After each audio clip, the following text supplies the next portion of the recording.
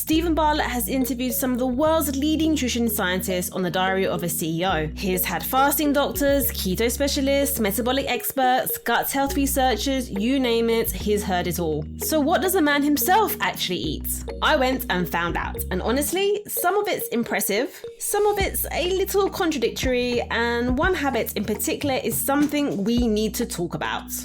2 o'clock in the morning. I make some bad decisions at 2 o'clock in the morning. I'm a registered nutritionist, and I'm going to analyse one of the UK's most prominent health-curious entrepreneurs, Steven Bartlett. Let's get into it. For anyone who doesn't know, Steven Bartlett is the founder of Social Chain, a Dragon's Den investor, the host of the Diary of a CEO, one of the most downloaded podcasts in the world, and invested in Huel. He's 32 and has spoken extensively about optimizing his health and performance. He's also not a nutritionist. He's someone who's absorbed a lot of information from a lot of experts, applied what resonates with him, and like most of us, doesn't always get it perfectly right. That's what makes this interesting. Let's go through it category by category. The centerpiece of Steven's diet is, for much of the year, a ketogenic approach. In the Men's Health, Gym and Fridge video, Steven opens his fridge and explains his approach directly. He keeps what he calls a keto reader, a device he uses to prick his finger and measure his blood ketone levels to monitor whether he's actually in ketosis. He says he spends a lot of the year on a ketogenic diet, which is called a keto reader. And I prick my finger, I put this little slip in there, and it tells me my blood ketone levels, which is the amount of ketones that are in my blood. And his fridge staples reflect this. Lots of eggs. He says he'll grab a boiled egg straight from the fridge when time poor, berries like blueberries and raspberries as substitutes for sugary snacks, and watermelon, which he knows is suitable for a ketogenic diet. But is that true? Well, watermelon can fit into a ketogenic diet, but portion size matters. Watermelon is low in carbs than many people assume because much of it is water. 100 grams of watermelon, about a small cup of cubes, gives you about 7 to 8 grams of carbs. As part of his ketogenic diet, he also avoids bread, pasta, sugary sodas, and sweets. So what's my nutritional take on this? The ketogenic diet, very low carbohydrate, high fat, moderate protein, does have evidence behind it for certain outcomes like blood sugar regulation, appetite control, and some markers of metabolic health. While the keto diet may result in weight loss, there are side effects and limitations. Cutting out a whole food group makes it a really hard diet to follow. It stresses the hell out of your body and makes it work a lot harder to keep it up. Carbohydrates are important for our body's ability to function. Our bodies need it to run efficiently. Carbs promote muscle growth and endurance in athletes and gives us the energy to get through the day. Carbs can be enjoyed in moderation. The concern I'd raise is sustainability and completeness. A well-formulated ketogenic diet is nutritionally adequate. A poorly planned one, which is easy to drift into, can be low in fiber, magnesium, potassium, and certain B vitamins. Now, whether Steven is hitting those targets, I can't say for certain, but the fridge contents he shows suggests he's eating real whole foods rather than just bacon and butter, which is encouraging. Steven is also a committed intermittent faster, specifically a 16 to 8 protocol, meaning he fasts for 16 hours and eats within an 8-hour window. Do you fast? Naturally. Yeah. So I haven't eaten today. What time are we? We're 1 o'clock. And I won't eat until... You've had a coffee? I've had a coffee this morning. Yeah.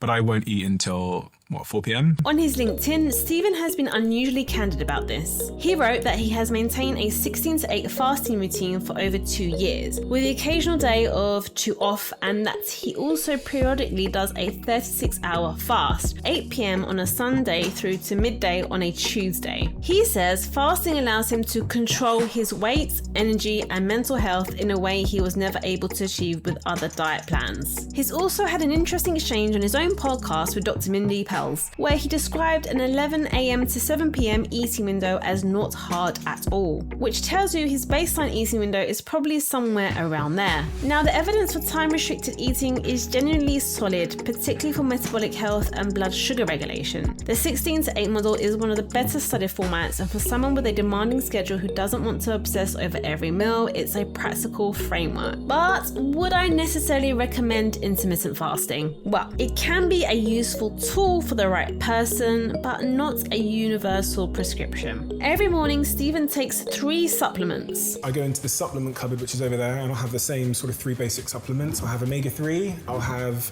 vitamin D, and I'll have creatine supplements that I think. Now let me give you my verdict on each. Let's start with omega-3. Now this gets a big thumbs up from me. The evidence for omega-3 supplementation, particularly for cardiovascular health and inflammation, is robust. Most people in the UK are under-consuming oily fish, and a supplement fills that gap well. Now the vitamin D, well, this is absolutely warranted, particularly in the UK. We simply don't get enough sun for enough of the year to maintain adequate vitamin D through synthesis alone. This is probably the most universally applicable supplement recommendation I would make to anyone in the UK. And finally, creatine. This is an interesting one. Creatine is probably the most evidence-backed sports supplement in existence for strength and power output. So, if you're exercising and strength training, then this might be beneficial to take. In the video, he also mentions taking a little shot in the morning before a busy day or podcast recording, something he says makes him incredibly focused. In the morning before a podcast conversation or a busy day,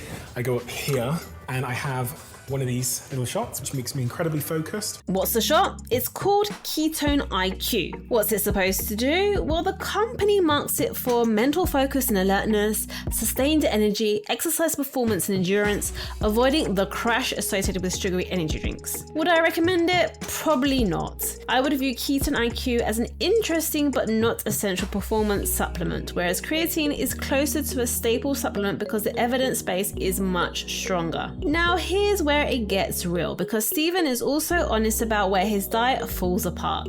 In the same men's health video, he admits, I make some bad decisions at 2 a.m. I know I shouldn't be eating. All these scientists on my show have told me don't eat 3 hours before you go to bed. I've heard it, I understand it, but I'm hungry. 2 o'clock in the morning. I make some bad decisions at 2 o'clock in the morning. I know I shouldn't be eating. I know I shouldn't be eating. All these scientists on my show have told me, don't eat 3 hours before you go to bed. I've heard it, I understand it, but I'm hungry. He admits to eating carrot cake, cookies and ice cream. He says, and I love this line, I try to make my baseline close to ketogenic. The word try is doing lots of work there. Make the easiest thing to grab as healthy as possible. If I opened up this fridge and there was a big carrot cake right there, I might lose the debate. From a behavioral nutrition standpoint, this is generally good thinking. Environment design, making the default healthy choice the path of least resistance, is one of the most evidence-supported strategies for improving dietary behavior. The problem is when the environment changes, or it's 2 a.m. and the debate happens anyway. The science on late night eating is pretty clear.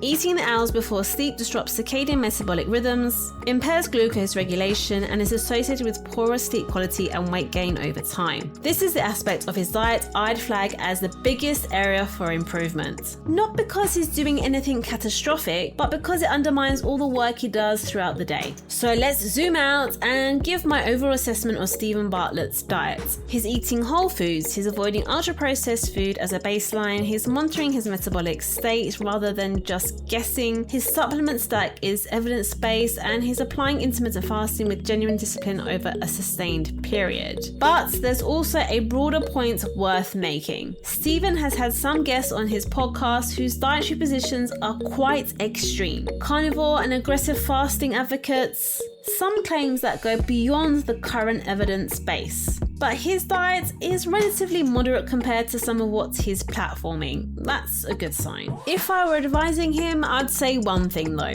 The most powerful nutritional intervention you can make isn't adding anything, it's just moving that 2 a.m. snack to never happening. You already know why, you've had the scientists on the show, now close that fridge. As always, no sponsorship, no affiliates, just the science. Subscribe for a new breakdown every week and drop in the comments if you want me to do another public figures diet next. Catch you on the next one.